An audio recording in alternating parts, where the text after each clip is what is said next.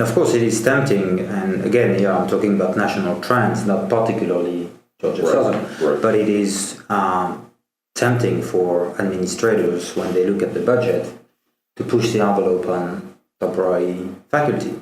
It costs a lot less than a tenured professor, and you can stack much more teaching on them. So that's an easy way to improve the budget picture, is to limit the number of tenured faculty and increase the number of temporary faculty. Of course, it has implication in terms of the quality of the education delivered. At times, it can have implication in terms of accreditation and this type of things. Unfortunately, in this whole business milieu has had this effect. If the three of us were to announce our resignations, the university administration would be ecstatic because they could buy. Well, possibly because we're troublemakers, but I'm only thinking in terms of our experience as faculty members and how long we've been here. They could hire 2 or 2.5 or 3 full-time temps for our salaries. We once had a faculty member who was leaving who just asked for. He'd been here 19 years. He was the top in his field. In fact, he went to the University of Virginia to an endowed chair. He was willing to stay at Georgia Southern because this was his area, this was his home. All he wanted to do was be paid the same equivalent rate as another person other people in our college who had been here less than he had, and who had been in rank less than he had. And the dean said, we can always find another reading professor. That was the attitude. You would think that the university would want to put in front of its students the best possible teacher, but that's not the case. They want to put a teacher in front of the students, and not necessarily the best one. And I hold no illusions that my years of experience and everything, I think I'm in a better position, to teach. I know more about what I'm doing now, finally catching on to it after all these years, but the university doesn't look at that anymore. At one time, that was very, very important to a university to maintain its tenured faculty. Now, it's not a big deal. Now, if I may, just because Michael brought up the term troublemaker, and I wanted to comment on that because I should have commented on that earlier as part of the earlier discussion on shared governance and so on. There is often this perception that people who raise issues are troublemakers, a few agitators, and these type of things. And these labels can fly around sometimes. In fact, these are the few people who are actually still have some hope that some constructive dialogue is possible. Here I'm not going to say that as a faculty senate moderator, but as one faculty member who is present at senate meetings, you see in fact the very few people who say anything. Not that the topics that are discussed are indifferent to most senators, but most senators don't care to comment, I believe, because they are not convinced that it doesn't matter what they say, so let's not waste any more time and saliva on this. Mm-hmm.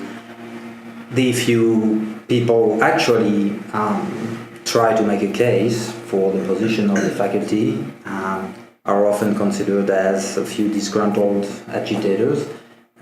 They are actually the few people who still care and still hope that there is a way to have a constructive dialogue. And so I am thankful that there still are some troublemakers. Otherwise, the Senate meetings would be very short. Now we do in a minute. Short meetings are good. Now we were talking about how SGA has a role to play in connecting the faculty senate to the student body. Now there is a widespread, I would say, perception amongst students that SGA, well, students are not as connected to SGA as ideally they would be. Now, how do you perceive the SGA? Do you think it is, at the moment, as it is functioning today, do you think it is providing that link to the student body? I don't know. One issue that comes up with the Student Government Association and with various other, I believe, linked student committees, like the Activities Fee Committee and so forth. One of the problems you have is that, as Mike said, you have students who are short-term. They're not here long enough to really get a grasp of what is going on, what the issues are, and so forth, as well as being busy being students. And when they do interact with governance entities, they're administrators, not faculty. That they have administrative advisors here, there, and everywhere. And so there's much more communication between student leaders, or at any rate, students who are in positions to do things like allocate student funds. Much more connection between them and administrators, and then between them and students. And often, to faculty, it seems like the relationship between some of those student bodies and the administration is like the classic joke about the relationship between a grand jury and a district attorney, that the district attorney can get the grand jury to convict a ham sandwich or indict a ham sandwich, pardon me. And so, the transitory nature of the students' experience here, who they formally interact with in governance situations, I think has an impact upon how the SGA operates. But does, because of the reporting structure, they're right under the Dean of Students. The Dean of Students is right under the Vice President for Student Affairs.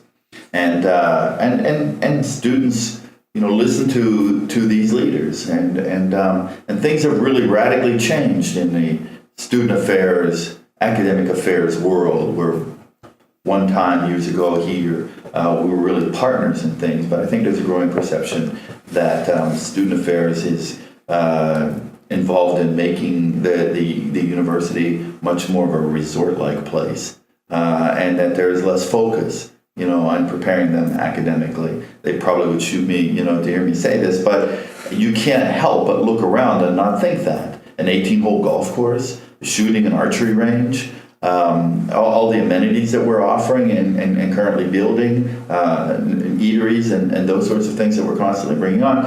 And right now, that occupies a large part of Student Government Association, making those kinds of decisions that affect their lives as they live here. But they're also living in an academic community. And it's important that both parties work together, student affairs and academic affairs. At one time, they really, really were close. I don't see that closeness at all anymore.